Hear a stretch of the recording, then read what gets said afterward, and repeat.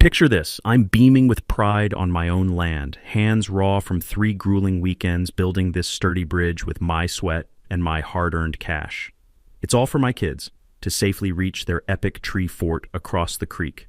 Fresh cedar scent fills the air, birds chirping like they're cheering me on. Then, screech, tires on gravel. A gleaming Mercedes, worth more than my neighbor's house, pulls up. Out steps this HOA tyrant in designer $200 yoga pants, clipboard in hand, smirking like she rules everything. She slaps me with a $350 fine. For what? Daring to improve my property. Her manicured nails tap the paper like a villain's countdown. I'm no criminal. I'm an electrician who fixes problems. But this is war. The car door slams like a judge's gavel, sealing her fate. Bethany Cromwell messed with the wrong guy, and I made her regret it in ways she'll never forget.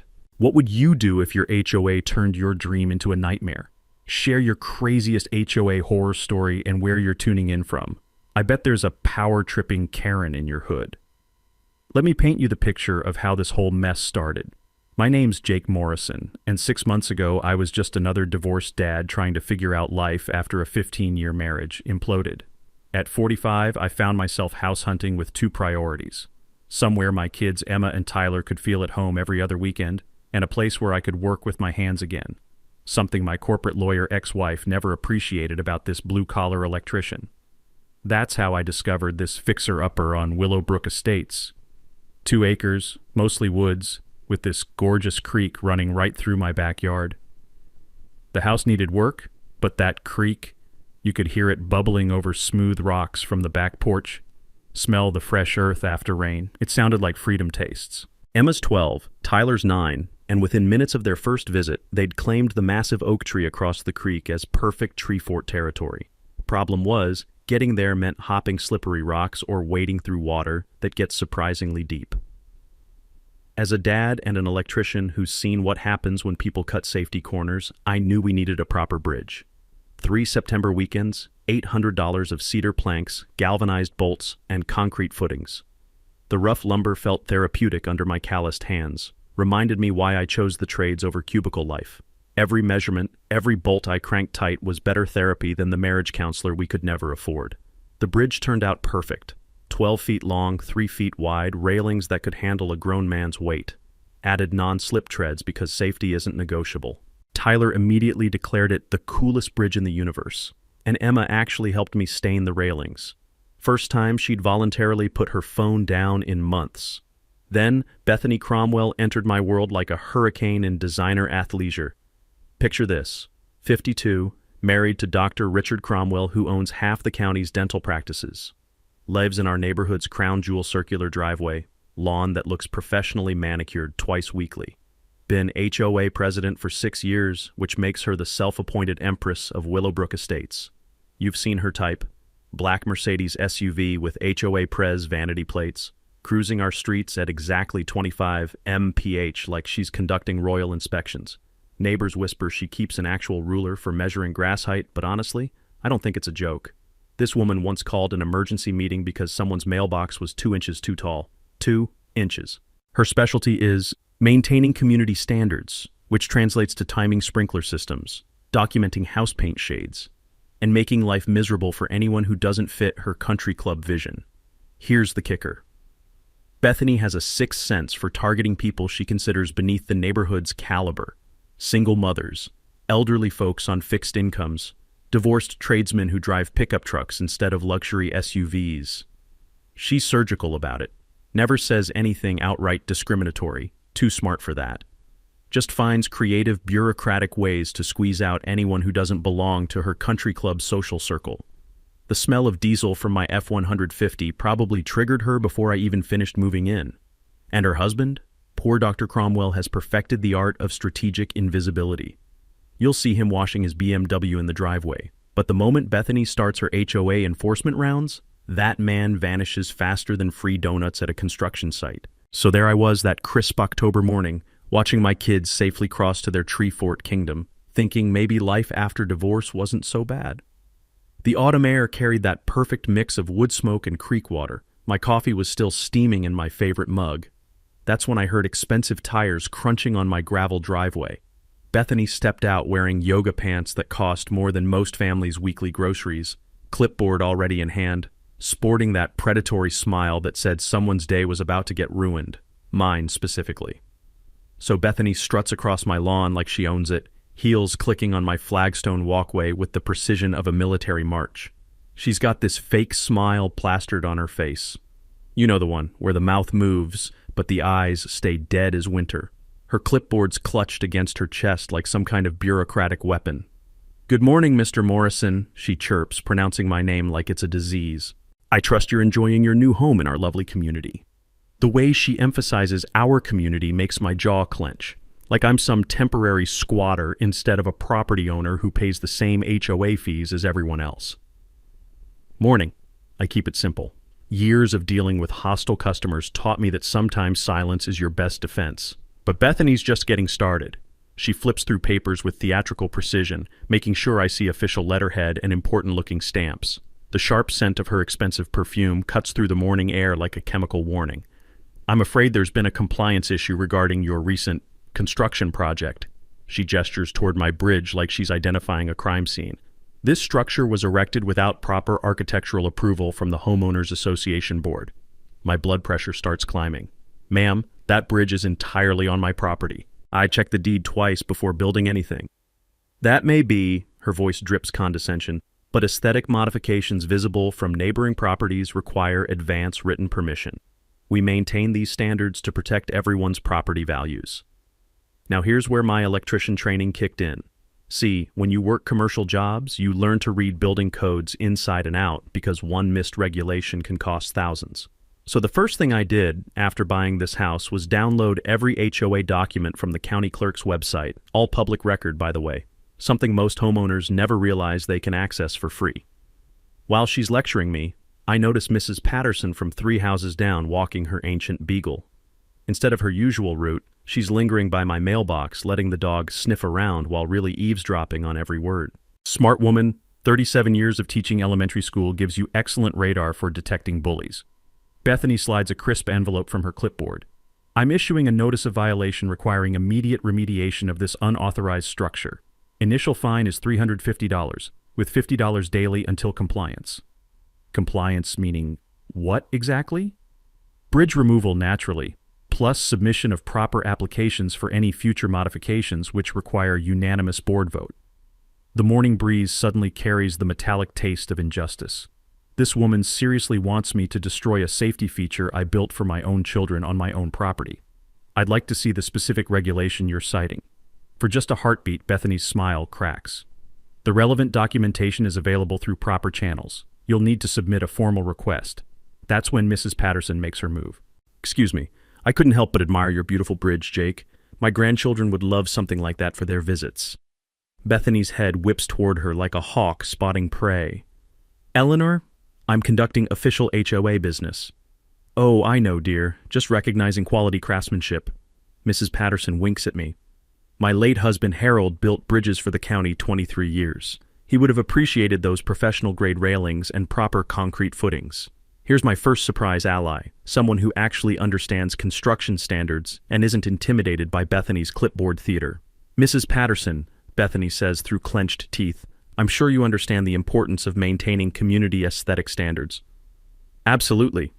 That's why I've always wondered about that lovely gazebo you installed 3 summers ago. Don't recall seeing that come up for board approval, but my memory isn't what it used to be."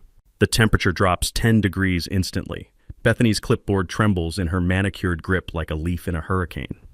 "That was entirely different circumstances," she stammers. "I'm sure it was, dear." Mrs. Patterson's innocent smile could melt butter. "Come along, Buster." As she walks away, the pieces click together. Mrs. Patterson isn't just being neighborly. She's been documenting Bethany's selective enforcement for years, waiting for the right moment to push back. My bridge just became her opening move. Bethany thrust the violation notice toward me like serving legal papers. 7 days to begin remediation, Mr. Morrison. Failure to comply results in escalating fines and potential legal action." She click-clacks back to her Mercedes, but I can see uncertainty creeping into her posture. The confident Queen of Suburbia swagger has developed a definite wobble. Standing there holding that ridiculous fine, breathing in the crisp autumn air mixed with creek water and fresh-cut grass, I realize something important. This isn't about my bridge at all. This is about control, territory, and making sure the blue-collar newcomer knows his place in Bethany's carefully orchestrated social hierarchy. Well, she just picked the wrong electrician to intimidate. Time to show her what happens when you mess with someone who actually reads the fine print.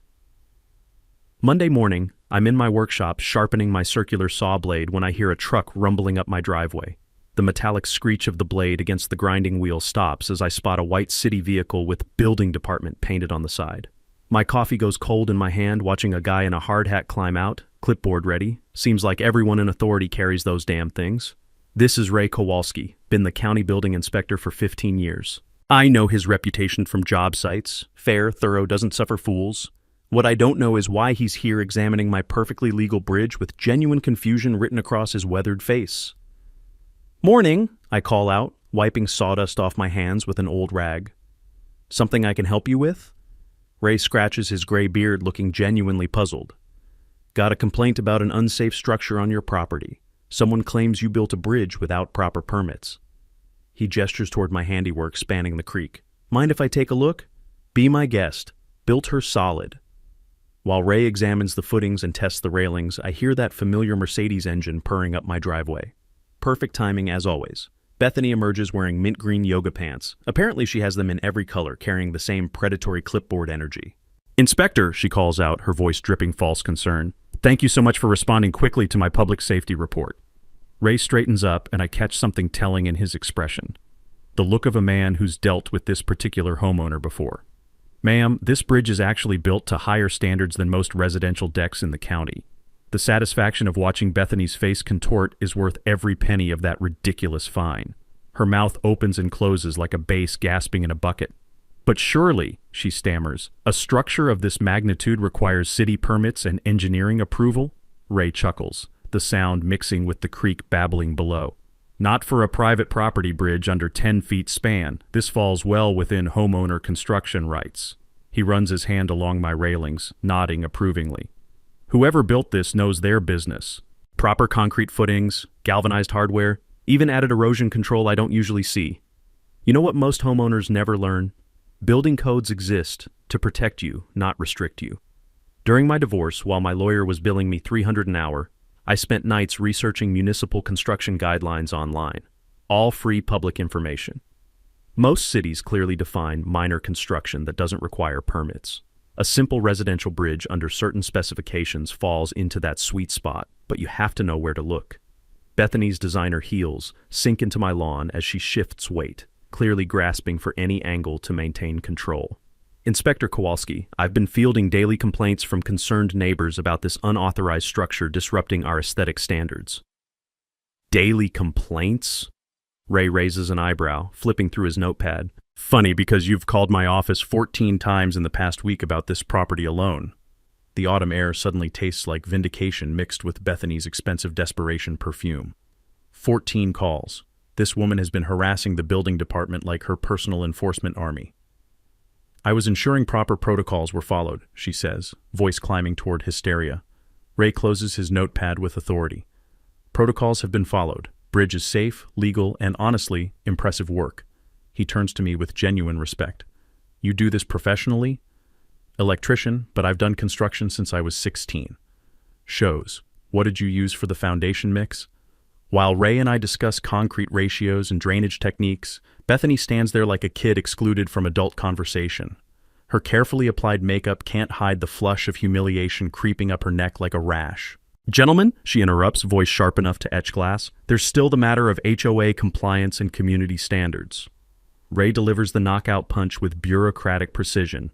"Ma'am, HOA rules can't supersede county building regulations or constitutional property rights. This gentleman built on his own land with his own materials to legal standards. That's between him and his property deed." Bethany goes nuclear. "I'll be filing a formal complaint with your supervisor about this inadequate inspection."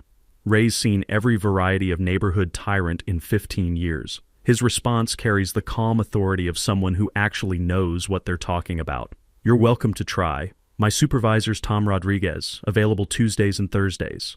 He hands me his card. "Beautiful work, Jake. Wish more people took this kind of care."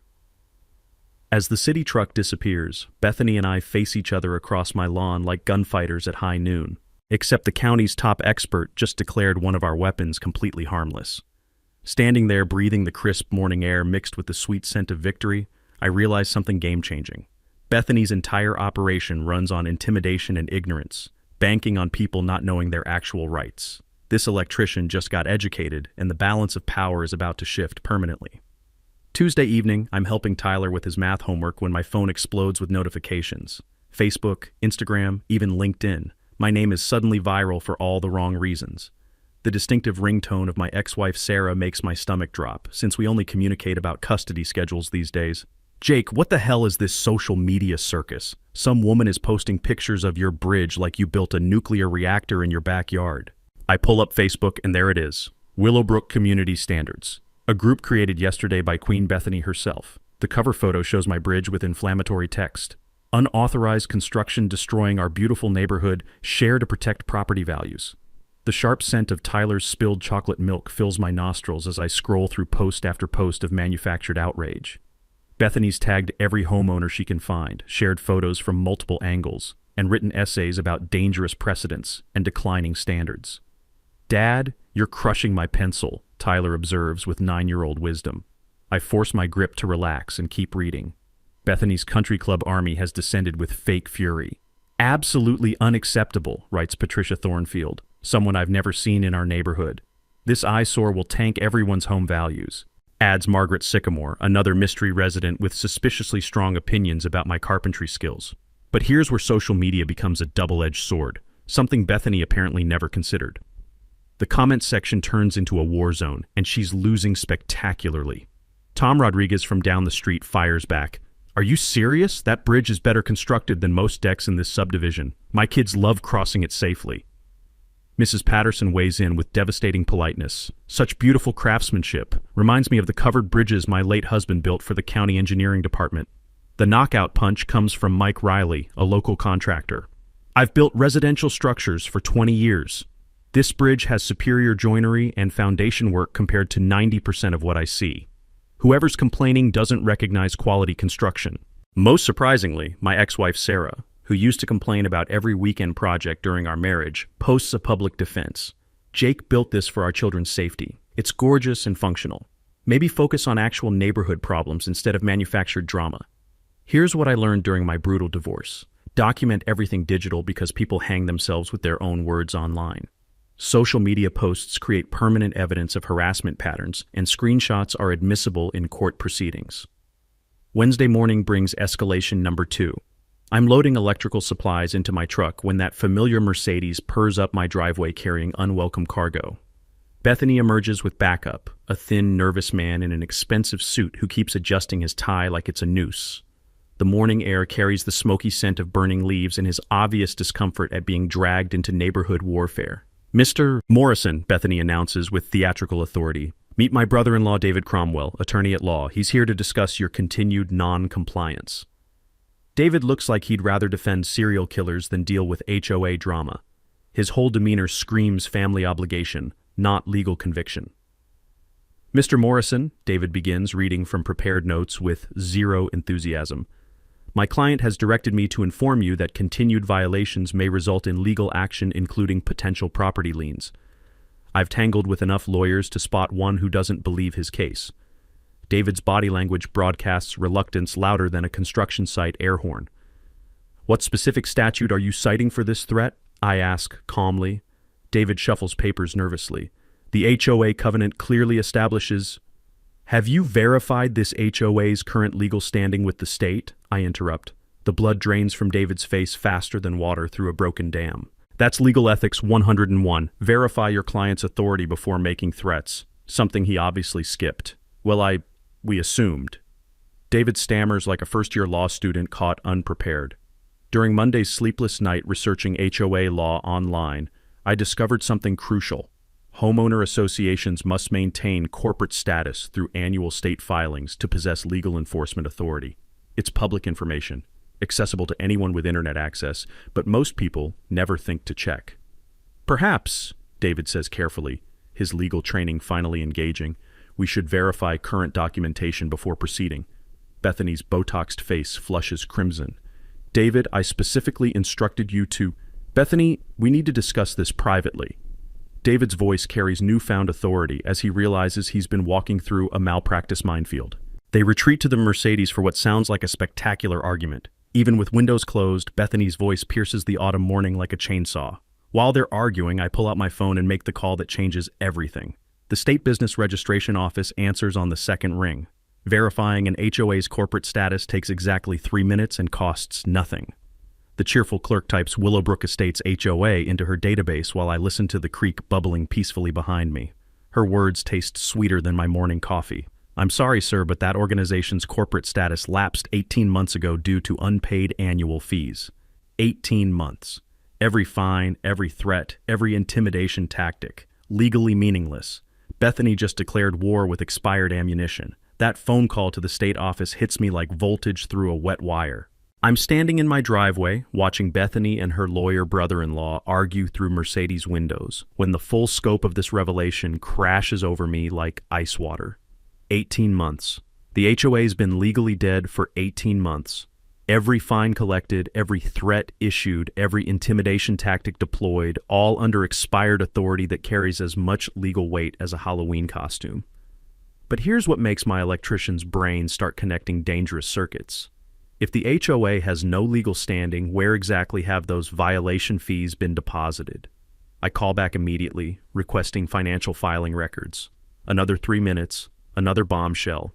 Willowbrook Estates HOA hasn't filed required annual reports for 2 years. In legal terms, this organization has been operating as a financial ghost. The crisp October air suddenly tastes like institutional corruption mixed with autumn smoke as implications cascade through my mind. Misses. Patterson mentioned other fines. Tom Rodriguez got hit for his unauthorized plantings. If Bethany's collecting money under fraudulent authority, we're not discussing HOA overreach. We're talking criminal embezzlement. My phone buzzes with salvation in text form. Jake, stop by this evening. I have documents you'd find very interesting. Eleanor Patterson. 3 hours later, I'm sitting in Mrs. Patterson's living room that smells like fresh baked snickerdoodles and carefully preserved evidence. She slides a manila folder across her coffee table with the deliberate precision of someone who taught consequence accountability to children for 37 years. I've been documenting Bethany's activities for 2 years, she says quietly, her voice carrying the authority of a retired educator who recognizes systematic bullying. My Herald always said keep good records when something stinks. The folder's contents make my hands shake with controlled fury. Photocopied violation notices, canceled checks, handwritten ledgers tracking every neighborhood fine cross-referenced with actual board meeting minutes that prove most violations were never voted on. Notice the pattern, she says, pointing to meticulous documentation. Single mothers, elderly residents, minorities, divorced homeowners. Bethany systematically targets anyone she considers beneath neighborhood standards. The numbers are devastating. $12,000 extorted over 18 months. Sarah Mitchell paid $400 because her kid's trampoline was visible from common areas. Elderly Robert Riley got hit for $200 for wrong mulch color. Young Hispanic family paid $600 for parking their work van in their own driveway. Here's what most homeowners never realize. You can request HOA financial records through your state's corporate filing system. It's public information, completely free, but requires knowing where to look and what questions to ask. Why didn't anyone fight back? I ask. Bethany's masterful at making people feel like they're the troublemakers, Mrs. Patterson explains, her teacher instincts recognizing classic bully psychology. Pay quickly, avoid confrontation, hope she moves on to someone else. She opens another folder section revealing bank statements and deposit records. But Harold taught me to follow money trails, especially when authority figures start collecting cash. The smoking gun materializes in black and white. Every HOA fine deposited into a personal checking account Bethany opened using the expired corporate registration. Not the legitimate HOA operating fund, her private slush fund camouflaged with official-sounding paperwork. The metallic taste of pure rage mixes with the lingering sweetness of cookies as I process systematic fraud hiding behind suburban respectability. Bethany Cromwell hasn't been power tripping. She's been running a protection racket using fake authority and designer intimidation. Mrs. Patterson, you understand what this evidence represents? Her smile carries the satisfaction of a veteran educator finally cornering the classroom sociopath. Absolutely. The question becomes, what are you planning to do with it?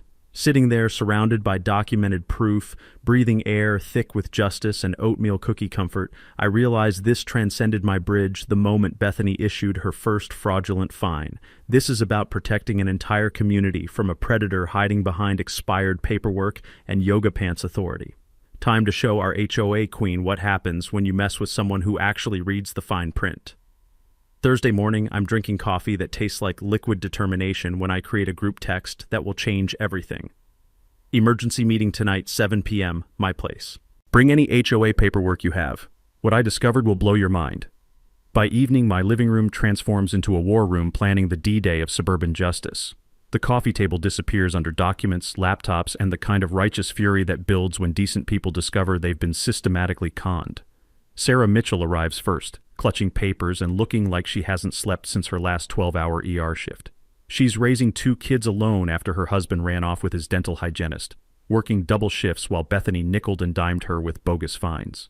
The metallic smell of hospital disinfectant still clings to her scrubs.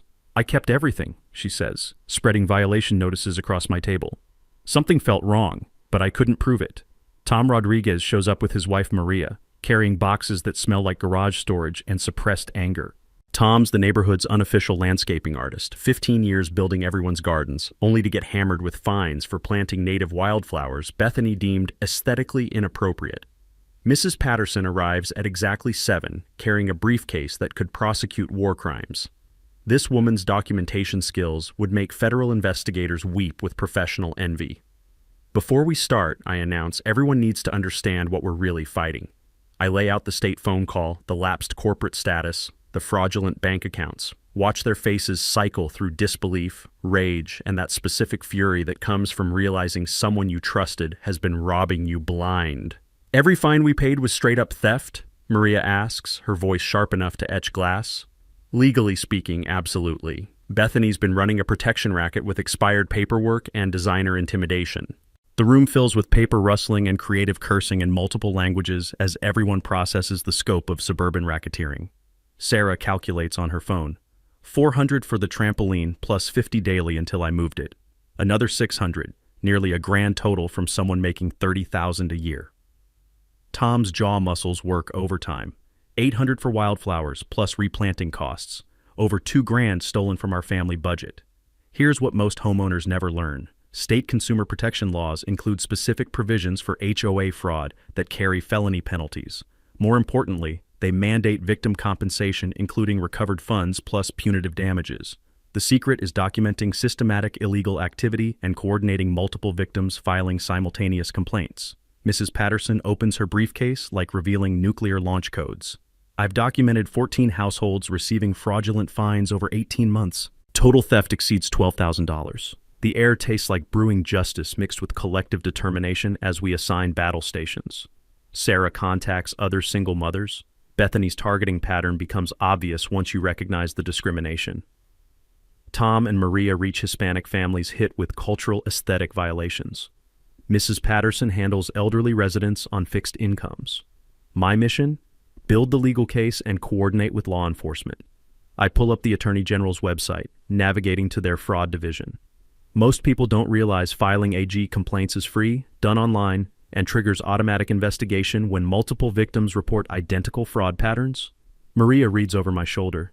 They want bank records, false claim documentation, organized fraud evidence. We have everything. Better than that, Mrs. Patterson adds with chessmaster satisfaction. I have photographs of Bethany's unapproved house modifications, plus her personal financial records Harold obtained through county connections before he passed. The coffee's gone cold, but community solidarity provides warmth that no beverage can match. These aren't just neighbors. They're soldiers in a war against systematic bullying disguised as suburban civility.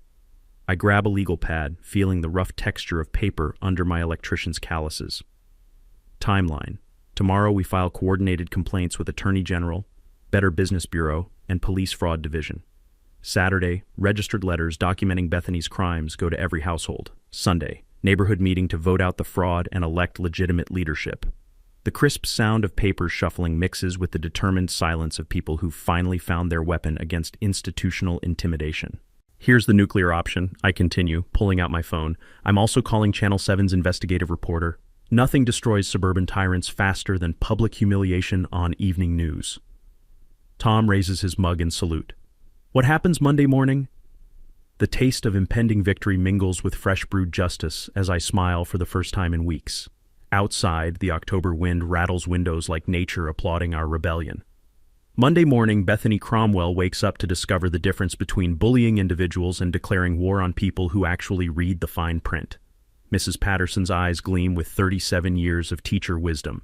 Class dismissed, Bethany. Time for your final exam. Friday morning, I'm loading wire spools into my truck when my boss Dave calls with that tone every contractor dreads.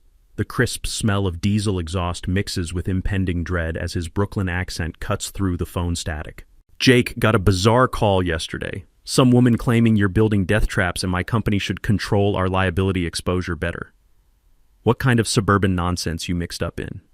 Dave's been running electrical contracting for 23 years, survived every variety of customer complaint, but this one has him genuinely baffled. She actually suggested I fire you for insurance reasons, he continues, voice thick with indignation. Told her she could take her insurance concerns and stuff them in a light socket. Your work's always been solid, Jake. Don't let some yoga pants dictator mess with your head. That's Bethany's opening move in what becomes the longest weekend of suburban psychological warfare imaginable. Saturday brings escalation level 2. I'm in my workshop sharpening router bits when Emma calls, sobbing so hard her words blur together like watercolors in rain. Daddy, there's a scary lady at school asking about our house. She told Mrs. Rodriguez you might be dangerous because you build things without permission. The metallic scent of fresh ground steel suddenly tastes like pure parental fury. Bethany has crossed from attacking me to potentially terrorizing my children. This isn't HOA enforcement. It's weaponized harassment using kids as psychological ammunition. I drive straight to Riverside Elementary, knuckles white on the steering wheel, jaw muscles working overtime. Principal Martinez meets me in her office, looking as confused as I feel homicidal. Mr. Morrison, we take student safety seriously, but this morning's incident seemed politically motivated. What exactly happened? A woman claiming to represent your neighborhood association asked about unsafe conditions affecting Emma and Tyler's welfare. When pressed for specifics, she couldn't articulate actual safety concerns. The fluorescent lights buzz overhead like angry hornets as I process Bethany's latest attack vector. She's trying to weaponize school administration and potentially child services using my divorce vulnerabilities as nuclear ammunition. But here's my mini twist moment. Principal Martinez hands me a business card with a knowing look. Mr. Morrison, you should know this same woman contacted 3 other schools in our district yesterday, asking about different families. Our district social worker flagged it as potentially harassing behavior. The game just changed. Bethany's not just targeting me. She's been systematically attacking multiple families, leaving a documented trail of vindictive behavior across the entire school system. Sunday morning delivers the nuclear option. I'm making pancakes for the kids when my phone rings with an unknown number. The voice makes my coffee taste like liquid betrayal. Mr. Morrison, Detective Sarah Williams, Child Protective Services. We received a report about potentially unsafe living conditions involving minor children. I'll need to schedule a home inspection. Through my kitchen window, Bethany's Mercedes sits parked across the street like a surveillance vehicle. Her silhouette behind tinted glass resembles a suburban stalker conducting reconnaissance operations. Can you specify the nature of allegations? Unauthorized construction creating hazardous conditions, concerns about parental supervision during custodial visits. Emma and Tyler munch pancakes at my table, blissfully unaware their weekend sanctuary is under bureaucratic assault.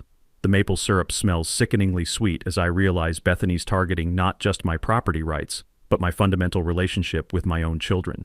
I'd welcome an inspection. My home exceeds all safety standards. I'm certain it does, Mr. Morrison. Unfortunately, we investigate all reports regardless of their apparent motivation. That pause speaks volumes. Detective Williams recognizes vindictive neighbor complaints, understands the pattern, but protocol demands investigation. After scheduling Tuesday's inspection, I walk outside and confront Bethany's Mercedes directly. She rolls down her window with theatrical innocence, like she's been enjoying autumn scenery instead of stalking my family. Gorgeous morning, isn't it, Mr. Morrison? Bethany, you've now targeted my employer, my children's school, and Child Protective Services in your personal crusade over a legal bridge on my own property. Her smile carries all the warmth of refrigerated morgue air. I simply prioritize community standards and child welfare. If you're hiding nothing, these investigations shouldn't worry you. The October breeze carries the scent of decomposing leaves and institutional intimidation as I realize something crucial. Bethany's escalated beyond rational HOA enforcement into systematic destruction campaign. She wants to eliminate my livelihood, my parental rights, and my children's emotional security. But standing there breathing crisp autumn air mixed with her desperation and my crystallizing resolve, I remember something Dave taught me about electrical systems. When circuits overload from too much power demand, they don't just dim the lights, they burn down the entire house.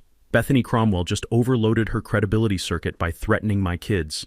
Tuesday's scheduled revelations can't arrive fast enough. Some mistakes can't be undone, some lines can't be uncrossed, and some suburban tyrants are about to discover what happens when you declare total war against someone who's already lost everything that matters except his children's safety. Monday afternoon, I'm reviewing electrical blueprints when my phone explodes with Bethany's group text to the entire neighborhood. Emergency HOA meeting tonight, 7 p.m. Rogue homeowner threatening community safety. Your property values are at stake! The taste of manufactured panic fills my mouth like copper pennies as I screenshot her desperation-fueled message. This woman's about to commit political suicide, and she's too blinded by rage to see the cliff approaching. By 6:30, I'm parked across from the community center watching neighbors file in, looking more confused than concerned. The building carries that institutional smell of burnt coffee and floor wax that reminds me of high school detention. I slip through the back entrance, choosing a seat where I can observe Bethany's final performance without being immediately spotted. She's transformed tonight's meeting into full theatrical production. Navy blazer over matching athletic wear that probably costs more than most people's car payments, hair styled like she's running for suburban mayor. Her brother-in-law, David, sits front row looking like a man attending his own execution. The room fills with nervous energy as neighbors clutch printed copies of Bethany's hysterical text message. Most people seem genuinely puzzled about what emergency supposedly requires their immediate attention on a Monday night. Thank you for responding to this urgent community crisis, Bethany begins, her voice trembling with artificial authority. We're addressing a serious threat to neighborhood safety and property values. She clicks a remote, projecting my bridge onto the screen like evidence in a murder trial. But here's where desperation drives her over the edge. She's digitally manipulated the photo, adding fake warning signs and danger symbols to make my perfectly safe bridge resemble a toxic waste site. The sharp scent of community rebellion fills the air as neighbors recognize obvious Photoshop fraud when they see it. Someone in the back row actually snickers. This unauthorized structure represents unchecked individual selfishness destroying our collective investments, Bethany declares with the dramatic flair of someone auditioning for community theater. Tom Rodriguez raises his hand. Bethany, I've used that bridge dozens of times. It's safer than the sidewalks on Maple Street. You're not qualified to assess structural integrity, she snaps, her composure cracking like old paint. Mrs. Patterson delivers surgical precision. Speaking of qualifications, Bethany, could you refresh everyone's memory about your engineering credentials? The temperature drops 10 degrees as neighbors realize their HOA dictator's expertise consists entirely of HGTV marathons and Pinterest boards. Bethany pivots desperately. This isn't about credentials. It's about one individual refusing to respect standards protecting everyone's investments. Sarah Mitchell stands up, her hospital scrub still carrying the antiseptic smell of 12-hour shifts saving lives. My kids love that bridge. You're suggesting we remove a safety feature that prevents them from falling in the creek? Here's where Bethany commits character assassination. Sarah, I understand you have a personal relationship with Mr. Morrison's situation, but we can't let emotional attachments override safety. The implication that Sarah's support stems from inappropriate personal involvement rather than genuine concern lands like a napalm strike across the room's collective dignity. Even people who don't know Sarah recognize vindictive slander when they hear it. Time for my silent preparation to pay dividends. I stand slowly, letting the room register my presence before speaking. Since we're discussing community standards, I announce with the calm authority of someone holding nuclear weapons, everyone should know about my conversations with the State Attorney General's office today. Bethany's face goes chalk white. David looks like he's swallowed a live grenade. The room fills with that electric silence preceding either fireworks or natural disasters. Turns out, when multiple residents file coordinated fraud complaints against the same individual, state investigators respond very quickly. I pull out my phone, reading from official correspondence. Investigation case number 2024 HOA 1847 has been opened regarding allegations of embezzlement, fraud, and abuse of expired corporate authority by Willowbrook Estates HOA leadership. The metallic taste of justice mixes with collective shocked silence as neighbors process the scope of what they're hearing. $12,000 in illegal fines, 18 months of fraudulent authority. Systematic targeting of vulnerable residents like some suburban protection racket. Bethany attempts final desperate deflection. This vindictive retaliation exemplifies exactly why we need stronger community guidelines. Mrs. Patterson rises with the dignified authority of someone who spent 37 years teaching consequences. Bethany, dear, the only guideline being violated is the principle that stealing from your neighbors isn't community service. The room erupts into chaos that topples dictatorships and ends political careers. Voices rise, chairs scrape, accusations fly like shrapnel. I can practically hear the sound of Bethany's carefully constructed authority empire crumbling like a sandcastle in a tsunami. Through the cacophony, I catch David whispering urgently into his phone, probably calling his malpractice insurance carrier. Tomorrow's annual meeting showdown is going to be legendary. Standing here breathing air thick with community uprising and Bethany's spectacular downfall, I realize something profound. Sometimes the best revenge isn't getting even. Sometimes it's simply letting tyrants destroy themselves with their own desperation. Tuesday evening, the Willowbrook Community Center parking lot looks like Black Friday at Best Buy. Cars packed in every available space, neighbors walking in clusters discussing the previous night's explosive revelations, and news van from Channel 7 parked prominently near the main entrance with reporter Jessica Riley adjusting her microphone. I arrive 15 minutes early, wearing my best button-down shirt and carrying a briefcase that contains 18 months of documented evidence. The autumn air tastes like anticipation, mixed with the distant scent of someone's backyard fire pit, as I approach the building where Bethany's reign is about to end. Inside, the main meeting room has been transformed into something resembling a courtroom. Bethany sits at a table near the front, flanked by David, who keeps nervously shuffling legal documents like he's playing the world's worst poker hand. Her usual designer confidence has been replaced by the hollow-eyed look of someone who spent the night Googling embezzlement penalties and prison sentences for HOA fraud. The room fills rapidly with the largest HOA meeting attendance in neighborhood history. 47 households represented, according to Mrs. Patterson's precise count. People are literally standing along the walls because we've run out of chairs. The air buzzes with the electric energy of a community finally ready to confront its suburban dictator. Sheriff's Deputy Martinez sits in the back corner, officially here for crowd control, but really positioned to serve legal papers if necessary. His presence adds an ominous weight to the proceedings that makes Bethany keep glancing nervously over her shoulder. Channel 7's camera operator sets up discreetly in the side aisle while Jessica Riley reviews her notes. This story is about to become tomorrow night's lead segment. Suburban HOA president accused of embezzling thousands from neighbors. At exactly 7 p.m., Bethany calls the meeting to order with a voice that cracks like adolescent vocal cords. Welcome to the annual Willowbrook Estates homeowners meeting. Tonight we'll address various concerns that have been raised about community governance. The metallic taste of justice fills my mouth as I stand and request recognition under Robert's Rules of Order. Madam President, I move to address the elephant in the room before proceeding with standard business. Bethany's knuckles go white, gripping her gavel. Mr. Morrison will follow the established agenda. The established agenda, Mrs. Patterson interrupts with 37 years of classroom authority. Assumes we have a legitimate HOA conducting legal business. Recent discoveries suggest otherwise. Tom Rodriguez stands up, holding a thick folder. I second Jake's motion. This community deserves answers about where our money went. The room erupts in supporting voices as Bethany's carefully planned meeting dissolves into democratic chaos. Her gavel banging sounds like a woodpecker attacking a steel drum, lots of noise, zero effect. I walk to the front of the room, opening my briefcase with deliberate ceremony. The sound of paper rustling fills the sudden silence as 47 households lean forward to hear what comes next. Ladies and gentlemen, what I'm about to share will fundamentally change how you view HOA governance and your own property rights. I begin with the phone call to the state office explaining how Willowbrook Estates HOA lost its legal status 18 months ago. Watch faces cycle through disbelief, anger, and the dawning realization that they've been systematically defrauded.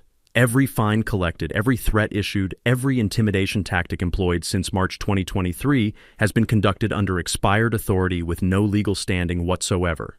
Bethany attempts interruption. These technical details don't invalidate our community standards. Technical details like embezzlement, I counter, pulling out bank statements. Over $12,000 collected through fraudulent fines and deposited into personal accounts rather than legitimate HOA funds.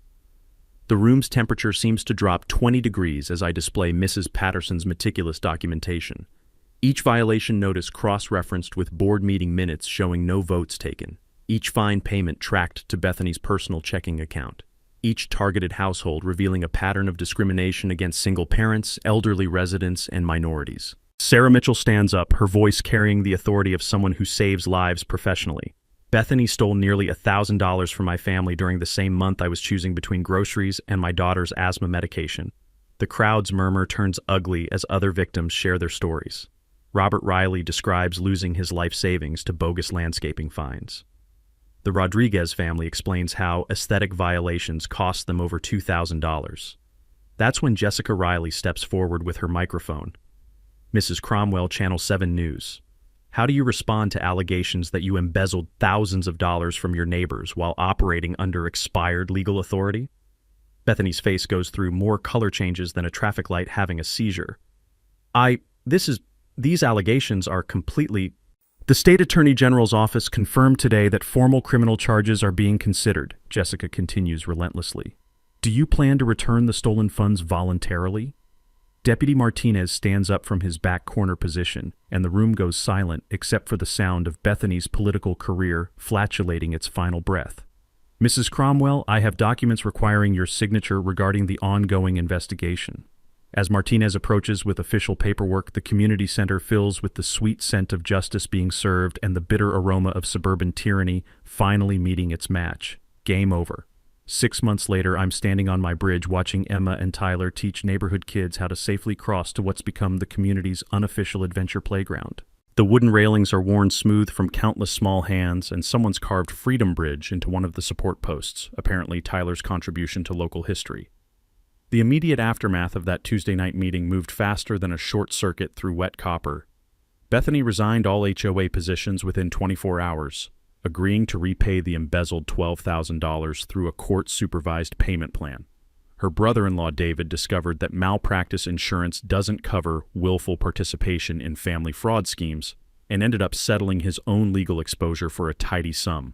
The best part? Channel 7's investigative series went viral, spawning copycat investigations across 3 counties. Turns out, suburban HOA fraud is more common than anyone realized, and our little neighborhood rebellion inspired dozens of communities to audit their own associations. We held new elections in December, installing Mrs. Patterson as president with term limits and transparency requirements that would make government accountants weep with joy. The first order of business was properly reincorporating the HOA with oversight committees, including non-board residents and mandatory annual financial audits. Tom Rodriguez became our treasurer, implementing digital banking with public quarterly reports. Sarah Mitchell joined the board as community safety coordinator, ensuring that actual safety concerns get addressed while preventing future harassment campaigns disguised as enforcement. The recovered embezzlement funds created something beautiful, the Willowbrook Community Improvement Fund. Every dollar Bethany stole now funds positive neighborhood enhancements. We've established an annual $1,000 scholarship for trade school or college, started a creek conservation project protecting water quality, and launched the Bridge Festival, an October celebration of community cooperation and quality craftsmanship. This year's festival drew over 200 people from surrounding neighborhoods. Local contractors set up booths demonstrating proper building techniques. Kids participated in bridge building contests using popsicle sticks and engineering principles. And food trucks lined Maple Street serving everything from Korean barbecue to authentic Mexican tamales. The smell of wood smoke from the festival bonfire mixed with autumn leaves and the sound of children laughing as they crossed my bridge carries more satisfaction than any paycheck I've ever earned. My personal healing journey exceeded all expectations. The bridge became the neighborhood's gathering spot, with property values actually increasing due to our unique community amenity. Real estate agents now market homes, specifically mentioning proximity to the famous Freedom Bridge and Community Creek area. Emma and Tyler love showing friends their dad's famous bridge, and my relationship with them has never been stronger. The divorce stress got replaced by genuine pride in standing up for what's right, even when it meant fighting institutional bullying. But the story's broader impact surprised everyone. The viral news coverage led to consulting requests from other communities facing HOA abuse. I've helped 12 neighborhoods navigate similar situations, always emphasizing the same principles. Document everything, know your rights, and never let authority figures intimidate you with fancy letterhead and fake urgency. 3 state legislatures are now considering stronger HOA oversight laws based partially on our case study. The Willowbrook model requires transparent financial reporting, prohibits unilateral enforcement actions, and establishes clear penalties for abuse of authority. As for Bethany, last I heard she moved to a condo association 2 towns over where individual expression is actively discouraged and community standards are enforced by professional management companies. Apparently she's much happier being a rule follower rather than a rule maker. Dr. Cromwell, surprisingly, seems relieved.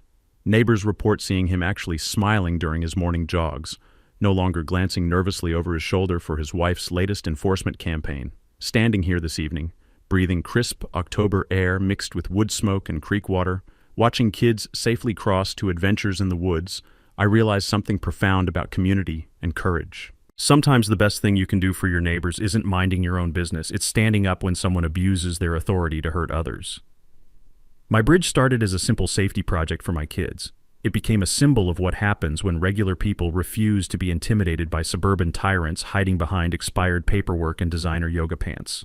Speaking of which, if you've got your own HOA nightmare story, drop it in the comments below. I read every single one, and your situation might be featured in my next video. And if you want more David versus Goliath justice stories like this, smash that subscribe button and ring the notification bell. Trust me, you won't want to miss what happened when my neighbor tried to steal my parking spot. That story drops next week, and let's just say some people never learn their lesson about messing with electricians who actually read the fine print. That's all for today's HOA madness. If watching justice serve itself made your day, smash that like button, share your thoughts down below, and make sure you're subscribed. More outrageous neighborhood showdowns are just around the corner.